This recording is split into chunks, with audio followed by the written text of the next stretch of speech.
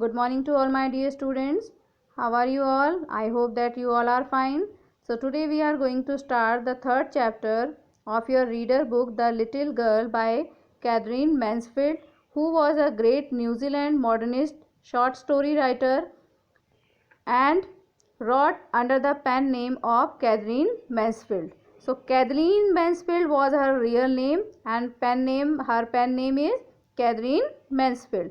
She was a writer of short stories, poetry, letters, journals and reviews. She was a modernist who lived her short life of 34 years to the full.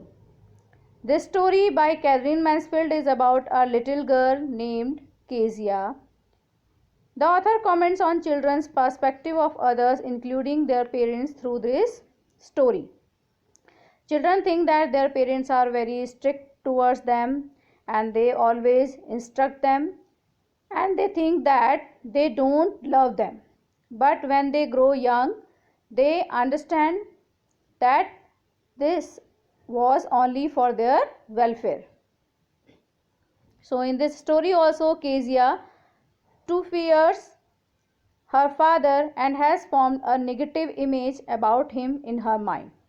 तो इस story में भी जो है Kezia अपने father से बहुत ज़्यादा डरती है और एक नेगेटिव इमेज फॉर्म करती है. But how her fear disappears and she begins to think of him differently, you will read in this story. लेकिन किस तरह से जो है उसका डर दूर होता है और किस तरह से अब वो अपने फादर के बारे में अलग तरीके से सोचना शुरू करती है, ये आप इस स्टोरी में पढ़ेंगे.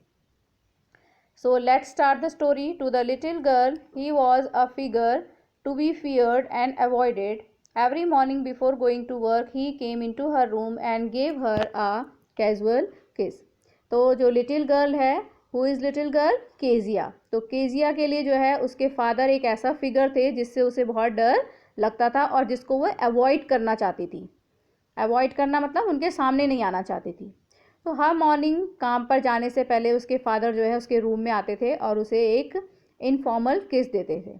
And this shows that how he loves Kezia, कि वो केजिया से कितना प्यार करते थे कि डेली उसके रूम में आके उसे किस करके जाते थे.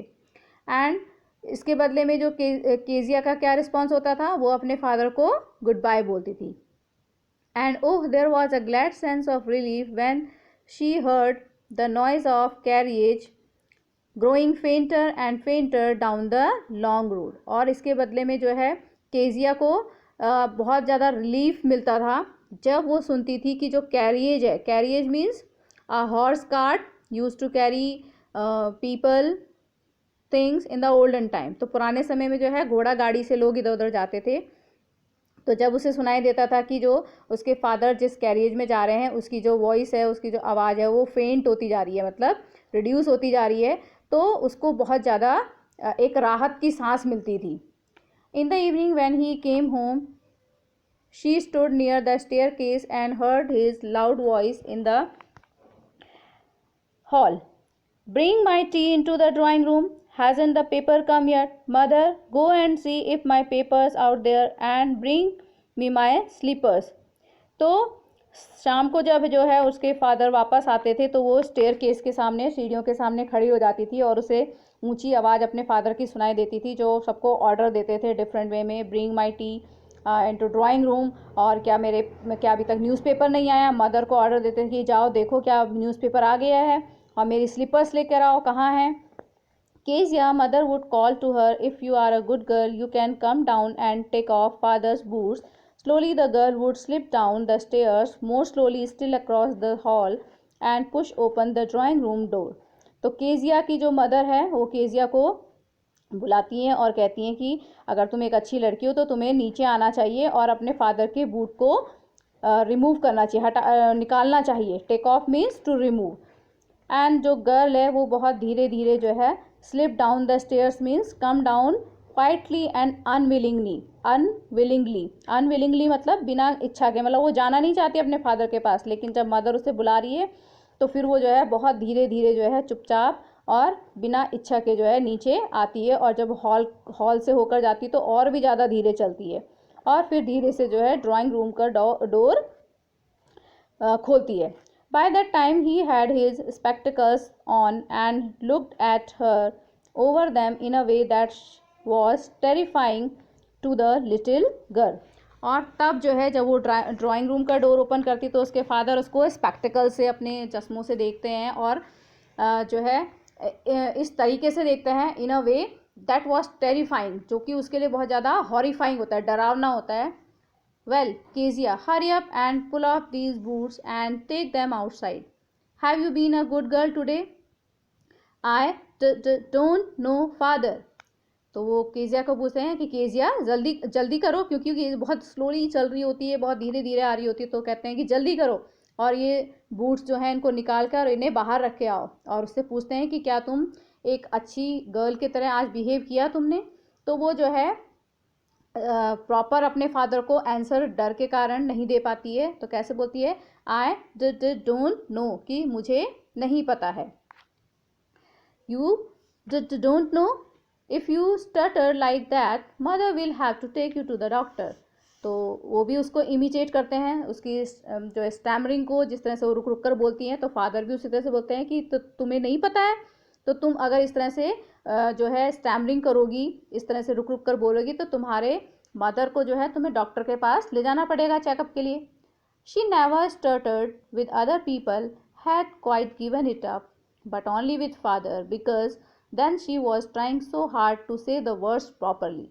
तो केजिया कभी भी किसी दूसरे लोगों के साथ इस तरह से जो है रुक रुक कर नहीं बोलती है, लेकिन जब अपने फादर के साथ वो बात करती है तो वो इस तरह से जो है स्टैमरिंग करती है, क्योंकि वो जो वर्ड्स को प्रॉपरली बोलने की कोशिश करती है कि वो सही से अपने फादर के सामने बोल सके. और this was the reason that she stuttered with in front of her father. What's the matter, what are you looking, what are you looking so raised about mother. I wish you taught this child not to appear on the brink of suicide. Here, Kezia, carry my teacup back to the table carefully.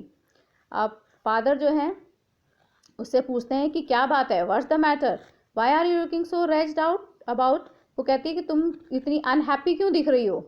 और फिर अपनी mother को बोलते हैं कि तुम इस child को सिखाओ कि वो इस तरह से जो है अनहैप्पी ना रहे. ठीक है. और not to appear on the brink of suicide. Suicide means to kill himself और हर सेल्फ, अपने आप को मारना. तो कहते हैं कि वो इतनी अनहैप्पी दिखाई दे रही है कि ऐसा लग रहा है कि वो कुछ मतलब जो है अपनी लाइफ को जो है जीना ही नहीं चाहती है, और इस तरह से वो मतलब कहीं सुसाइड अटैम्प्ट ना कर ले. तो वो मदर को बोलते हैं कि इसको तुम जो है सिखाओ कि किस तरह से हैप्पी रहना है. और उसको केजिया को कहते हैं कि मेरा टी कप जो है वो वापस टेबल पर केयरफुली रख दो. He was so big, his hands and his neck, especially his mouth when he yawned. Thinking about him alone was like thinking about a giant. तो केजिया आप सोचिए कि कितने बड़े हैं उसके फादर के बारे में होती है, उनके हैंड, उनकी नेक और स्पेशली उनका माउथ जब वो यॉन करते हैं. यॉन मीन्स होता है जम्हाई लेना.